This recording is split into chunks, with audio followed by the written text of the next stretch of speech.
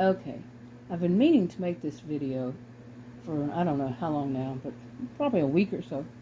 But it was about a week ago whenever I was couldn't sleep one night, and I kept having this thing bothering me that wasn't the reason I couldn't sleep, but I had woken up and then couldn't go back to sleep. And then what popped into my mind was this about when somebody shows this hatred. It wasn't even just disdain, it was hatred, pure, I think that is the definition, but pure hatred toward me. Have you ever had that happen to you and you're like, what the, you have no idea why that person is behaving that way, what that person mistook. Maybe you said something, they took it a different way, and maybe you have a hint that it wasn't meant that way, and they just hate you for it. But it was mainly what was on their mind. Okay, now I mentioned before this about having more than one doctor who hated pharmacists. Okay, seriously, what is it? Now, what I have gathered from it, I'm a sociologist. My degrees are in psychology and sociology, and taught at college and university. I was a career student, really wanted to know my stuff. And this one made me think because both doctors were from countries across the globe. Now, I would imagine that neither one practices the same as we do here as far as pharmacists. And I'd ask someone who would have a clue, and the answer was that basically I was on the right line of this, of not, like pharmacists in some countries are not allowed to give like consultations. Here in the USA, I don't know where you live, but here in Texas, maybe I should say where I live, they have these little signs up that say if you need consultation on the medications, let us know, or however they work it. And sometimes it's on the thing where you sign. First thing they ask, the first thing is, do you need consultation? Okay, to be from the pharmacist, not your doctor, the pharmacist. So here it's big flashing. Yes, they do. But both of the doctors I've mentioned in the past, they threw temper tantrums. Okay, first of all, doctors should not be throwing temper tantrums. Period. Full stop. Because their ego is bruised. Really, the first ones told me, well, if my pharmacist, something like along the line of, if my pharmacist knows so much, then I should let the pharmacist do my health care. And I told that doctor flat out, I had to use this recently too. Again, do not try to triangulate me into your problems with pharmacists. Okay, seriously. Yeah. And I think I'm going to have to do it to another one. But I had to do it with their office, who was trying to tell me to do all their work. When I was a career student, I did several things, including filling in for office managers. And it was mainly surgeons I worked for. But I also did medical billing. I have a bit of a clue about some of this stuff, unless it's really, and some has, drastically changed. Okay? And no, the customer, in this case the patient, does not work for them. It's becoming so much more, so many more and more places want the person who's paying, the paying customer, at whatever it is. If it's just a customer, or if it's a diner, if it's a patient, if it's a client, they want them to be doing the work for the company instead of the people who are actually hired. Too much of it. Not one size fits all, not everybody, but I see too much of it. And like I say, jokingly, this place does not exist, Narcissismville. I live in Narcissismville, where these places are getting worse and worse about this. And the people working there, as I've mentioned in a video before, the people working there seem to think that the customer, at whatever kind, the customer is their employee. Okay, no. Flat out, no. I just hope it doesn't become such like that, and then the younger generations, and those to come, those that will be here when I'm gone, whatever age, that they don't see this as a norm. You know, they don't have to see this as a norm. It's turning to where you practically have to. But anyway, I told their staff, no, do not triangulate me. Okay, do not put me in the middle of this. I am the customer. I am the patient. That case was patient. And then she actually paused. It was a nurse. Actually paused and said, you know, like you said, you are the patient. Like she was totally shocked. Like, what a concept. You're the patient. You shouldn't have to do our job. Seriously. Is it being taught so much of, delegate jobs to somebody else. Use as if you are the authority. You are the boss, and you're going to delegate it to other people, including the patients. Crazy. Yeah. But no, they wanted me to call and get their medical records. I've seen that too many times. But the hospital, they told me, the ER PA, she told me that the doctor has access online. Well, they don't know how that works. They haven't done that. So they're trying to get me to do all this legwork for them. I actually did call them because I wanted to see how it all would work myself, just to know. And anyway, I just called them myself. But no, and I'm telling you. Anyway, but that night, let's go back to this night that I was talking about, when I woke up, couldn't go back to sleep and all that. But seriously, okay, I pause there. But seriously, I seriously don't understand why this, person this doctor, has thrown such a hatred toward me. But I think it was about the pharmacist, the second one. The first one did the same kind of thing. Okay, but that first one always did this. Always. I mean, I can tell you, never, not once that I saw that doctor ever. So I'm going to use always. Never did he ever not do this. Boy, that was confusing. But right at the end of the visit, he would do a zinger. So would his main nurse practitioner. They both quit in 2020, you know what I'm saying? Okay, they both retired in 2020. They were my age. Anyway, I'm 60 now, yeah. Anyway, but both of them would do that. Like, they're throwing darts at you right at the end of the visit. And they were basically the only place I knew of around. And still don't know of even the list this ER gave me, one is an actual scam, and it goes to a Russian website. Really?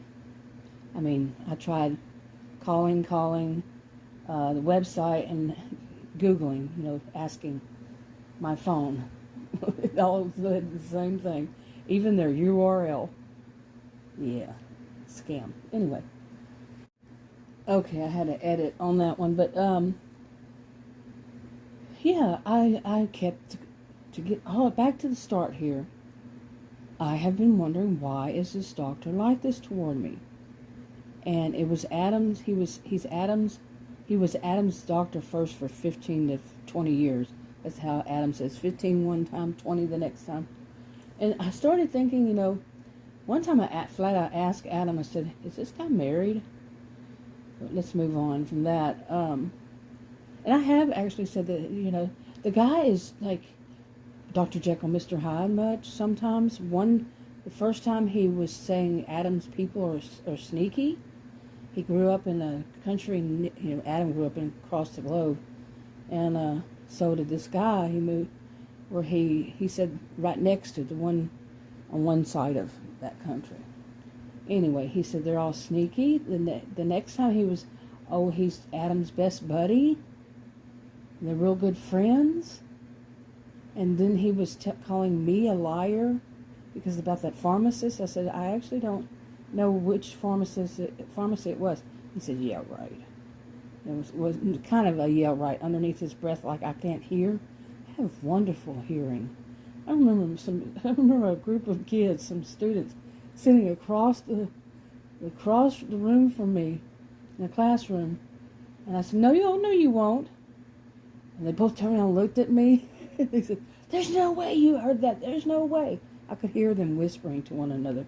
They were up to no good. And they were like, "No way." Well, yeah, there is a way. But I have great, great hearing for distance. And the same thing for smell, yeah. You know, I had that rare condition, health condition, 1 in 33 million when I first was told about it. So that's part of it, yeah. And I could go on about that. But back to this. You know, I asked Adam about that. I've seen the guy go from like one mood to the next. I think it was the third time I went by myself, and then the next day I wound up in the ER. Yeah. When I saw him by myself, Adam didn't go with me. The guy was just like he didn't even see me. I mean, he didn't even want to really speak to me, nothing. Just like in the ER all 3 times. And by the way, after my 3rd visit, I saw a video of a woman I've been watching for years. She's a bit younger, probably, I don't know, maybe 7 or so years younger, and she in a different state, and she was having problems with the ER. Yeah, where she is. I mean, I know it's not that uncommon. I know, but no, I've never known anybody to have the troubles I did with these 3 times with the ER at all, and I'm still having the problem, and I still don't know what's causing it. They didn't know. Shrug. I said, well, what's causing it then? If it's not that, then what is it now? I don't know. Shrug. At least it wasn't just crickets and a shrug. Or the double talk. That's basically what I faced, was double talk, crickets, you know, and more like a shrug of a nonverbal, somehow.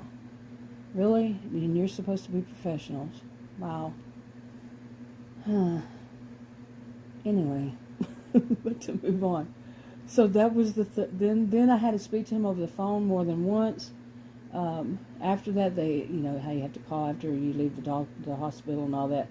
And the thing he said, he tried to push me off. He said he was covering his ass, and a lot of it. You know, pardon my French, but it's not French, by the way. I have French ancestors. But anyway, he did the same thing as the hospital did, try to push me off on a surgeon, a general surgeon. I didn't need surgery, by the way. The doctor who told me that, I did not do a CT, and it looks like he was wrong. Tell that to a doctor that has that kind of their superior attitude, ego problems. If they think it's provider-centered, and it's not provider ego-centered. It's patient-centered. It's supposed to be. But, the ones that throw temper tantrums about pharmacists, are you afraid somebody's going to check you? You might want to be afraid of me checking you, because I'm going to check out everything you say. You better believe it. And I will ask pharmacists. Sure will. I trust pharmacists seriously. I trust them with the medications, but I don't tend to trust them. You know, I'm just general. I don't distrust them all. I don't trust them all. You know, and not all of them do this thing of thinking they know what you're going to say before you say it. And it's usually the staff, somebody on the staff that I've experienced. Not every one of them. Nope. So it's not a one-size-fits-all in any of this. But anyway, it was really bugging me, and I kept coming up with different reasons why, you know, it possibly could be this, and it could be because, as usual, my case is so, you know, different. It's so rare that they don't know anything about it, and they're afraid of being sued for malpractice. Well, stop committing malpractice, and I won't have to sue you. I've never sued anybody, okay, for anything. Never. I have been lately thinking I probably should have. Maybe things would have actually changed. You know, seriously. Maybe that would have been something that would cause change to come about. You're a doctor. You need to know about things like this. And when the patient tells you, you need to go look it up, and if you don't, and study it. The NIH, right there. And I'm not giving anybody advice, so strike all that. I'm just saying. In my mind, this is what they should do. I've not told any of them that. But this doctor actually did, I could tell. From the first time he knew about it, he'd heard about it. The next time, he knew a lot about it. Yeah, smart move. But like I said, I'm not that type to go out and sue. But maybe I should have, seriously. Maybe I should have. Just to get to wake some crap up, this whole double talk and crickets, and it's just ridiculous. I'm not here paying you money, and I'm cash. I'm not paying you money, hard-earned money. Well, it's not my hard-earned money, but, well, actually it is. Paying it, my money for you to ignore me. You don't exist. You don't have a credit. You don't have a insurance card with dollar signs dangling off of it. Okay, that's sarcasm, so strike that. But I'm really frustrated with them. And the thing about it is, they're trying to be rude toward me. I should be the one rude toward them. Okay? They're flipping it. Oh, they're such the victim when it's not your money. I mean, this doctor, I'm paying for something here. I am paying. You're not out of any money. The hospital, they're not out any money. These people are not digging in their pockets to pay for it. But the people who have this whole thing, these healthcare providers, I don't call them professionals, the ones I've seen, they seem to think that it's theirs. It's all about them. Wrong. I learned that at university. It's patient-centered, not your ego-centered. The ego is egocentrism. Oh my God, stop it.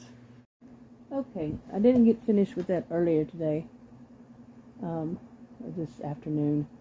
Adam came in, are you okay? Are you okay? Real loud. He was about to go somewhere and was telling me that he was going. And this is why, he didn't need to, but it was good that he was telling me, but it's just why I usually do my videos outside. In my SUV, either here or at the park, here at home or at the park, because it's going to be interrupted if it's in the house, plus there's noise, and now this echo. So, anyway, I think I said enough. I think I had. Watch y'all another video. Bye.